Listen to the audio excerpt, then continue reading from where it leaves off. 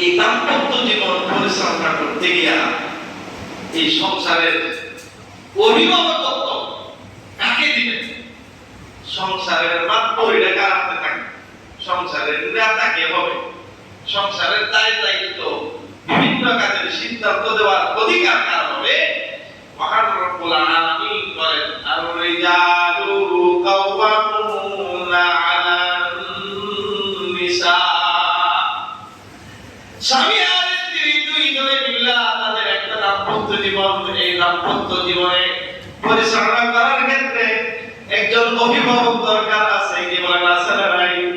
একজন অভিভাবক দরকার আছে, একজন নেতা দরকার আছে, একজন সিদ্ধান্ত দেওয়ালা লোকের দরকার আছে।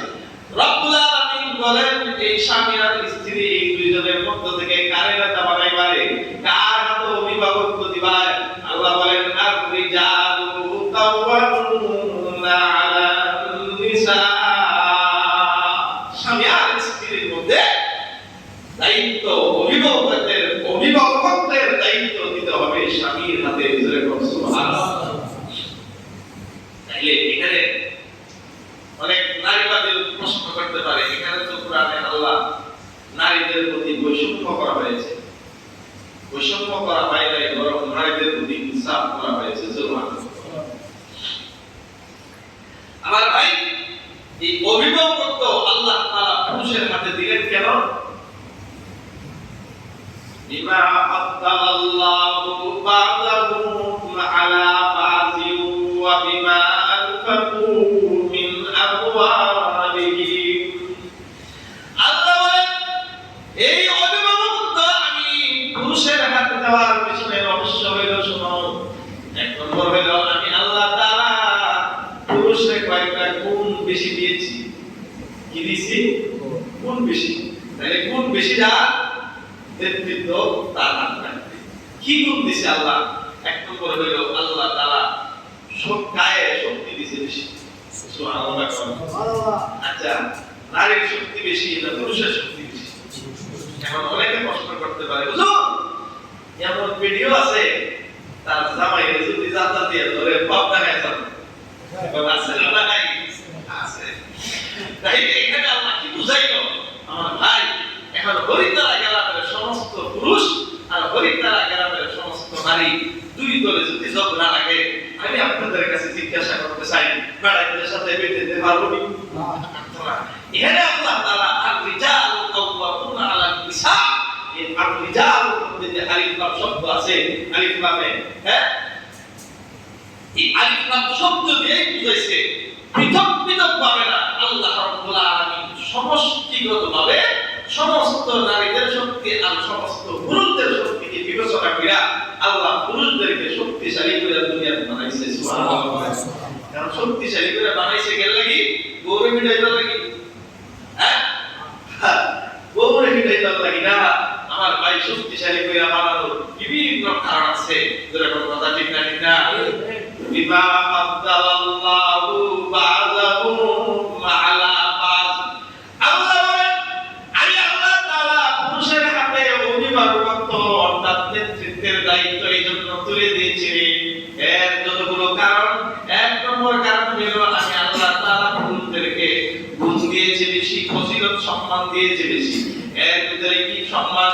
এক নম্বর হলো আমি আল্লাহ তাআলা এদের শক্তি দিলাম বেশি, বুদ্ধি দিলাম বেশি, ধর্মীয় ডিউটি দিলাম বেশি। সুবহানাল্লাহ। পুরুষ আর নারী, নারী আর পুরুষ দুই দলের ভিতরে বুদ্ধি কার বেশি? পুরুষের বেশি না নারীর বেশি?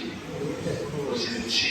এই জন্য কেউ কেউ বলে কোনো বেটা যদি খালি বেটির বাতাস হয়, বেটা যদি খালি বেটির বাতাস হলে এই ঘরের ভিতরে শান্তি না অশান্তি থাকে, অশান্তি থাকে আর খালি বিপদ বরণ থাকে। এই ঘরের ভিতরে ঠিক না? একটা ঘটনা মনে হচ্ছে, বুঝলাম নি? এক রাজা তার এলাকার মধ্যে জাল হবে না, একটা বল মাছ পেয়েছে। বল মাছটা বড় সড়ো বল মাছ। বল মাছটা ভাইয়া মনে মনে ভাবলো রে এটা কৈতলা বাজারে বেচতে আর পড়ে বুঝতে পারবো। চিন্তা করে মনে মনে ভাবলো যে এটারে এক কাম করি, ওই রাজার এটা উপহার হিসেবে দেয়া দেয়। রাজা খুশি হয়ে যদি আমার দেয় তাহলে বলের 70টা দাম।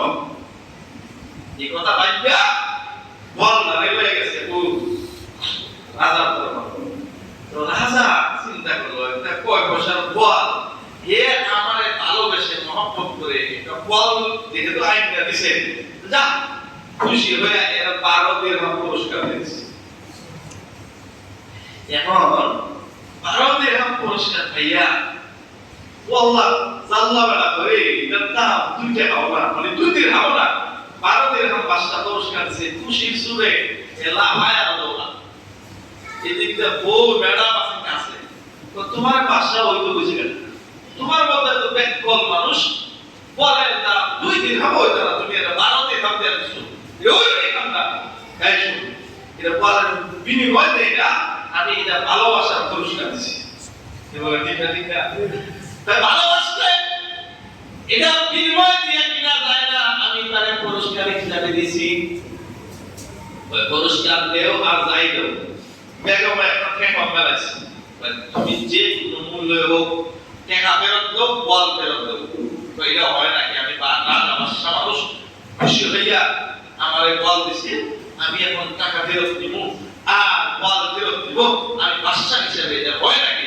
কারণ অল লাগবই আমরা তোমার সাথে আমার মানে খবর আছে এখন স্ত্রী এমন ভাবে এখন মেলাইছে এখন বর্ষেরই বিপদ বাদশা শুধু চিন্তা করলো এখন 5 মিনিটে যদি ঠিকঠাক থাকে তাহলে বিপদ বাণিজ্যের একটা ব্যাপার সেবার আছে কি বলে ঠিক না তো তাইলে আমি টাকা ফেরত দিব কেমনে বল ফেরত দিব কেমনে তো বুদ্ধি আমার থেকে না ওই যে দেখেন পেটে বুদ্ধি চলে বুদ্ধি কত বড় লাগে আমার ভাই এখন কি বুদ্ধি হয় বল বাদশাতে দিছে জাল্লারে জিগাই ভাই এটা বেড়া আমি যদি হয় বেড়া ওই বেড়া বল খাই না আর যদি হয় বেড়ি তোমারও হইবা বেড়ি বল খাই না এখন বেড়া না বেড়ি দুধের একটা তো হইবই যে না কইবো এটার ক্ষেত্রে কইবা বলে আলি বল খাই না সুতরাং তোর বল ফেরত দে টাকা ফেরত দে বুদ্ধিটা বেশি একটা খারাপ না তবে বাদশা তো এটা পছন্দ করতেছে না কি হলো ঠিক না এখন জাল্লা রাখছে এই জাল্লা জিগা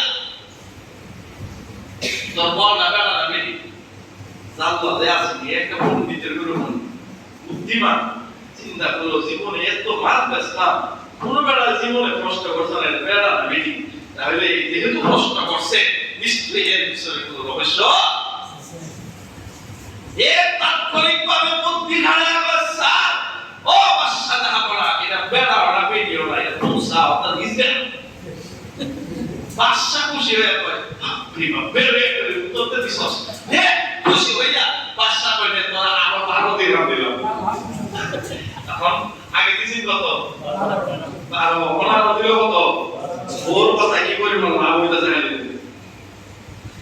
এখন বাদশা খুশি হইয়া তখন কে উত্তর দিছস উত্তরটা খুব পছন্দ হইছে খুশি হ্যাঁ আমি আরো 12 দিরহাম দিলাম এখন 24 দিরহাম লইয়া এখন যখন সামনে গেছে এখন বোর তো জ্বালা কমছে না বাড়ছে আরো বাড়ছে খাও না করলো কি